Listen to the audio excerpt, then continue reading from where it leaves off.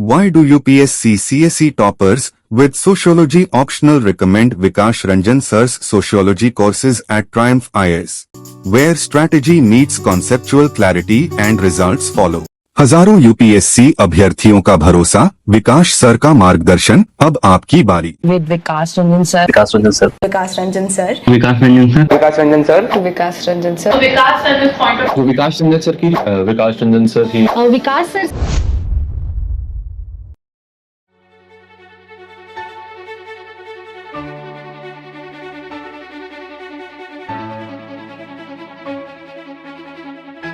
Hello everyone, मेरा नाम इशिता शर्मा है और इस साल की यूपीएससी की सिविल सर्विसेज एग्ज़ाम में मेरी रैंक 268 आई है।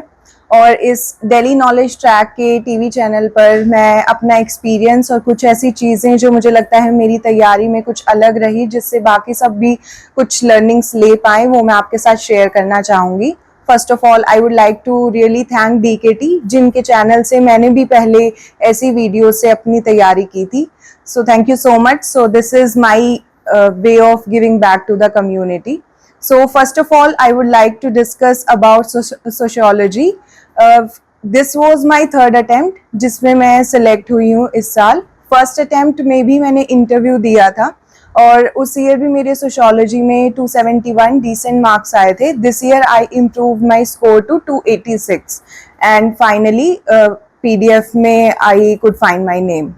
तो first of all I would like to discuss sociology की स्ट्रैटेजी। सो पेपर 1 के लिए आई बिलीव जो एग्जिस्टिंग कंटेंट ऑन यूट्यूब है that is more than sufficient. जैसे कि हम रेफर करते हैं जो स्टैटिक सोर्सेज एंड बेसिक चीज़ें, नितिन सांगवान सर की बुक है, हरलम्बोज के जो स्पेसिफिक टॉपिक्स हम लोग रेफर करते हैं, और मार्किंग में किसी भी मार्केट में जो भी किसी भी कोचिंग के नोट्स हैं, those are I believe are more than sufficient, तो उनको हम लोग फॉलो कर सकते हैं। बट सोशियोलॉजी में सबसे ज़्यादा क्वेश्चंस और हमारे पेन पॉइंट्स क्या रहते हैं, those are related to paper 2। तो often we find ourselves in this case कि सोर्सेज कौन से रेफर करने चाहिए पेपर 2 के लिए, और पेपर 2 में अच्छे आंसर्स, सोशियोलॉजिकल आंसर्स कैसे लिख सकते हैं। तो उसके रिलेटेड मैं अपने जो भी मुझे लगा कुछ यूनिक चीज़ें वो मैं शेयर करना चाहूँगी। और also I would like to share कि इस ईयर के सोशियोलॉजी के पेपर 2 में I got 149 marks which are good enough. तो हम लोग स्टार्ट कर सकते हैं by going through the sources. So paper 2 में I believe Nitin Sangwan sir की बुक को वी कैन, और किसी भी कोचिंग के मटेरियल को we can just refer it for understanding. But जो फाइनल पेपर में the content that we need, और हम लोग देखते हैं जो PYQs में जैसे क्वेश्चंस यूपीएससी पूछती है, तो वो काफ़ी सारे GS टाइप के भी होते हैं और बहुत ज़्यादा करंट ओरिएंटेड भी क्वेश्चंस पूछते हैं। तो उसके लिए मैंने इग्नू के मटेरियल को रेफ़र किया था, और उसमें भी हमें सारा मटेरियल देखने की कोई भी ज़रूरत नहीं है। जिस टॉपिक का हम सोशियोलॉजी का सिलेबस रख सकते हैं सामने, और जिस कीवर्ड पे हमें नोट्स बनाने, notes are very important for optional, इसी से डायरेक्टली हमारे PYQs बहुत सारे कवर हो जाएंगे। तो इस नोट मेकिंग में जो भी कीवर्ड्स यूपीएससी के सिलेबस में आएंगे उनको हम डायरेक्टली गूगल कर सकते हैं, और इग्नू साथ में लिख सकते हो, आप PDF लिख सकते हो। तो इग्नू की जो PDF आ जाती है उसी से मैंने स्पेशली एग्रेरियन और रूरल जो यूनिट्स थी सोशियोलॉजी की, वो मैंने सारी की सारी वहीं से कवर की थी। तो वहाँ से हम लोग नोट्स बना सकते हैं ऐसे, और मैं स्ट्रक्चर भी नोट्स का आपके साथ डिस्कस कर सकती हूँ। तो विद इन जो यूपीएससी का जो सिलेबस है उस कीवर्ड को भी हम फर्दर ब्रेक डाउन कर सकते हैं अपने नोट्स में बेस्ड ऑन PYQs। तो बहुत सारी PDF टेलीग्राम पे अवेलेबल हैं टॉपिक वाइज PYQs की, तो सोशियोलॉजी के लिए भी आप उसी को रेफर कर सकते हैं। तो उन PYQs को देख के हम ये डिसाइड कर सकते हैं कि एक कीवर्ड के अंदर हमें कितनी डेप्थ में पढ़ना है इस टॉपिक को, और अकॉर्डिंगली हम लोग नोट्स में उसको लिख सकते हैं। और नंबर 2 सोर्सेज में मैं ये भी डिस्कस करना चाहूंगी कि जो जीएस के हमारे सब्जेक्ट्स हैं, स्पेशली जीएस 1 में सोसाइटी एंड जीएस 2 में सोशल जस्टिस, तो उनके बहुत सारे टॉपिक्स ओवरलैपिंग होते हैं सोशियोलॉजी में, पेपर 2 में स्पेशली। तो हम लोग वहां से भी कंटेंट यूं का यूं ले सकते हैं यहाँ पे। जैसे मैं आपको एग्जांपल दूं तो जीएस 2 में हम सोशल जस्टिस में एजुकेशन वाला पार्ट पढ़ते हैं, and that is very much overlapping with जो हमारे पास पेपर 2 में सोशल चेंज के अंदर एजुकेशन वाला टॉपिक है। तो वो वाला डेटा, असर की रिपोर्ट्स वगैरह सब कुछ वहां से लिया जा सकता है। एंड ऑल्सो दो और अलग चीजें हैं जिनसे आंसर्स भी बहुत इफेक्टिव बन सकते हैं। One of which is examples, कि कैसे हम लोग करंट एग्जाम्पल से अपना आंसर सोशियोलॉजी का इफेक्टिव बना सकते हैं, ताकि हम एग्जामिनर को दिखा पाएं कि जो हमने कॉन्सेप्ट पढ़ा है वो हम रियल लाइफ में अप्लाई कर पा रहे हैं। फॉर एग्जाम्पल, जैसे कल्चरल लैग का टॉपिक हम लोग पढ़ते हैं, तो उसमें हम रियल लाइफ का, करंट का एग्जाम्पल दे सकते हैं। फॉर इंस्टेंस, एआई की आज हमारे पास लेटेस्ट टेक्नोलॉजी, चैट जीपीटी और बाकी सब अवेलेबल है, बट जो एथिकल फ्रेमवर्क है एआई का और या फिर लीगल फ्रेमवर्क है टू रेगुलेट दोज कंपनीज, वो हमारे पास नहीं है। तो हम कल्चरली यहाँ पे लैग आ रहा है, तो ये हम ऐसे दिखा सकते हैं। And second which I was talking about was ChatGPT, क्योंकि ChatGPT is a language model, तो वो ऑप्शनल के आंसर्स में बहुत इफेक्टिवली काम करता है, क्योंकि हमें सोशियोलॉजिकल बनाने के लिए किसी भी आंसर को, सोशियोलॉजी की जो डिक्शनरी में बोलूंगी, जो कीवर्ड्स होते हैं वो बहुत इंपॉर्टेंट होते हैं आंसर्स में आना।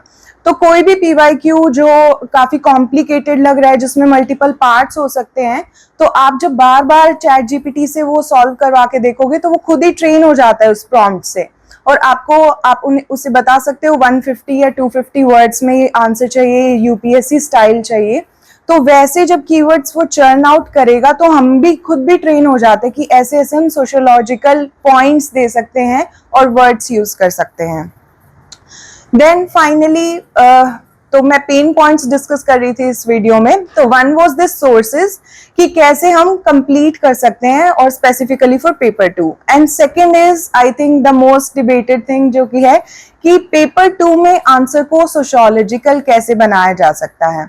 तो इसमें I have listed down few things जो मैं आप सबके साथ भी शेयर करना चाहूंगी, कि कोई भी अगर रैंडम ऐसे जीएस टाइप क्वेश्चन अगर हम लोग अपने आप को हम एग्जाम हॉल में देखें तो हम उसको कैसे टैकल करें। तो first thing that we can do is using a sociological framework in that answer. मैं एग्जाम्पल भी देती हूँ इसका साथ में। जैसे पेपर 1 में जो हमारे पास थिंकर्स हैं, जैसे आर.के. मार्टिन हैं, तो उनके जो थियोरीज हैं, फंक्शनल एंड डिसफंक्शनल वाला जो पर्सपेक्टिव है, वो हम अपने किसी भी पेपर 2 के आंसर में भी यूज कर सकते हैं टू मेक इट सोशियोलॉजिकल। तो जैसे अगर डाउरी पे हम सोशियोलॉजिकल पर्सपेक्टिव देंगे फॉर एग्जाम्पल, तो हम उसमें फंक्शनल डिसफंक्शनल दोनों एस्पेक्ट्स बता सकते हैं, कि फंक्शनल से हमें पता चलेगा why is it still prevailing in the society despite being an evil. और ऐसे ही योगेंद्र सिंह जी जो हैं हमारे पेपर 2 के थिंकर हैं, उनका जो फ्रेमवर्क है वो भी हम यूज कर सकते हैं अगर कोई भी सोशल चेंज रिलेटेड क्वेश्चन आता है। For example cultural and structural changes की बात कर सकते हैं, तो मैक्रो पर्सपेक्टिव और माइक्रो पर्सपेक्टिव दोनों हमारा उस आंसर में इंक्लूड हो जाएगा। विद इन दैट फ्रेमवर्क हम लोग छोटे छोटे जीएस टाइप भी पॉइंट्स लिख सकते हैं, तो उससे हमारा आंसर काफी ज्यादा पेपर 2 की लाइन पे आ जाएगा। और ऐसे ही ऑर्थोजेनेटिक और हेट्रोजेनेटिक चेंजेस की वो बात करते हैं, तो वो भी हम लोग इंक्लूड कर सकते हैं। तो one is the sociological framework. Number 2 that I would like to again point out is keywords of sociology.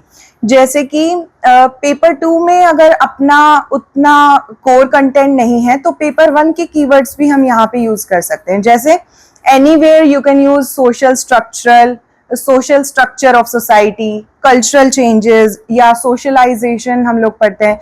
तो अगर चिल्ड्रन का जो आजकल का जो डिजिटल एज में मोबाइल फोन यूसेज, ऐसी कुछ चीजें हम डिस्कस कर रहे हैं, तो we can always use socialisation, behavioural pattern कैसे चेंज हो रहा है। तो ऐसे ऐसे कीवर्ड्स हमारे आंसर को बेटर बना देंगे।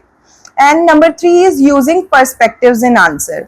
तो ये बताने के बाद मैं एक क्वेश्चन भी डिस्कस करूंगी, तो उसमें you can actually get to know it better. But perspective से मेरा मतलब जो हम पेपर 1 के पर्सपेक्टिव्स पढ़ते हैं, जैसे functional perspective, Marxist perspective, feminist perspective, तो किसी भी आंसर में हम इनको सब हेडिंग्स की तरह यूज करके विद इन दैट पॉइंट्स या थिंकर्स ऐड कर सकते हैं।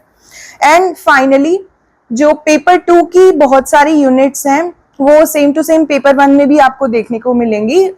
डिफरेंस इज जस्ट दैट कि पेपर 2 में हम लोग इंडियन कॉन्टेक्स्ट में ज्यादा पढ़ते हैं, जैसे कि रिलीजन है, पॉलिटिक्स इन इंडियन सोसाइटी। तो पेपर 1 के जो थिंकर्स हैं you can always replicate in paper 2 and it is even appreciated. Just make sure कि जो थिंकर्स को कोट करने का तरीका है दैट इज नॉट लाइक कि हम आंसर में पॉइंट लिख रहे हैं तो सबसे पहले हमने थिंकर का ही नाम डाला है, ऐसे ना करके argument is the most important thing. सबसे पहले आर्ग्यूमेंटेशन उस पॉइंट में देना होता है and then finally if you have a thinker name that is good enough, और उसको हम लास्ट में ब्रैकेट में कोट कर सकते हैं। So that argument is the main thing and thinker is just there to substantiate that point. तो सबसे ज्यादा, और ये मैंने जो पॉइंट्स बताए, these 4 points, these are important. अगर कोई भी जीएस टाइप भी क्वेश्चन आता है उसको भी सोशियोलॉजिकल हम आंसर कर सकते हैं। And finally structure of answer, अगर सोशियोलॉजी में मैं बात करूं तो it can be the same जैसे हम जीएस में रखते हैं, इंट्रोडक्शन एंड देन जितने भी पार्ट्स हैं आंसर में according to demand of the question हम सेपरेट हेडिंग्स दे सकते हैं, विद इन दैट सब हेडिंग्स दे सकते हैं, और सिंपल वैसे जीएस वाला रख सकते हैं। फाइनली इन सब चीजों को एक बेटर वे में एक्सप्लेन करने के लिए I can discuss a question. ये मेरी जो टॉपर्स वाली आंसर कॉपीज का जो हैंडल है विजन आईएएस का, उसके ऊपर भी मिल जाएगा and you can also find the link to these toppers copies in the description of this video I have already shared. So the question I would like to discuss is, although the participation of the private sector in education is today the need of the hour, nevertheless certain concerns are expressed regarding the rapid growth of educational institutions under private management. Discuss. तो इस question में straightforward 2 parts हैं। Number 1 कि कैसे private sector का education में involvement is the need of the hour, and number 2 part है कि अगर वो इन्वॉल्व हो भी रहे हैं तो उसमें कंसर्न्स क्या हैं। तो देखने में ये जो क्वेश्चन है बहुत ज्यादा जीएस जैसा हमें फील हो रहा है, बट इसको सोशियोलॉजिकल कैसे लिख सकते हैं हम लोग, तो मैं कुछ मेन पॉइंट्स इसमें बता सकती हूँ। जैसे need of the private sector participation जो नंबर 1 हेडिंग होगा उसमें हम कैसे पॉइंट्स लिख सकते हैं। जैसे जो पॉलिटिक्स वाली जो यूनिट है उसमें हम ऐसी चीजों को टच करते हैं कि नियो लिबरलिज्म क्या होता है, the roll back of the state, so the private sector can actually aid in that if it comes to the rescue of government in education sector also. Then how globalization is taking place, यहाँ पे scholar का नाम भी quote कर सकते हैं। तो there is the dominance of MNCs all over the world today, तो कैसे globalization education पे भी impact कर रही है, and in that context कैसे education में भी private sector आ सकता है। And then एक मेजर पॉइंट हम लोग दे सकते हैं कि जो current state of the education sector in India है उसमें बहुत सारे डिसफंक्शंस है। यहाँ पे सोशियोलॉजिकल टर्म आ गई। Now we can state those dysfunctions और कैसे प्राइवेट सेक्टर उन डिसफंक्शंस को खत्म करने में हेल्प कर सकता है, जैसे कि disconnect with the industry vis-a-vis the curriculum that we have in education sector today। और ऐसे एग्जाम्पल्स आप न्यूज़पेपर से कलेक्ट कर सकते हो, जैसे ये मैंने द हिंदू से लिया था कि how devaluation of degrees is taking place in India, कि हमारा कनेक्ट नहीं है इंडस्ट्रियल सेक्टर के साथ and we are just focusing on collecting the degrees.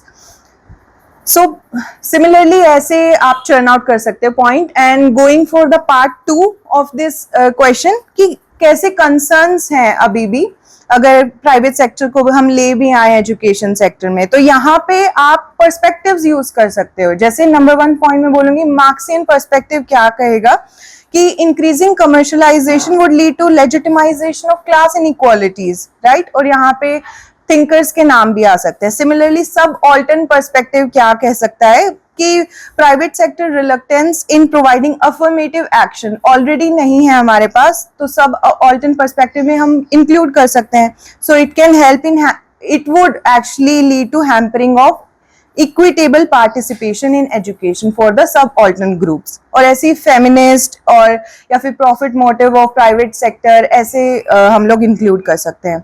और finally एक balanced conclusion दे सकते हैं जैसे हम GS में देते हैं. So no need to worry about that too much.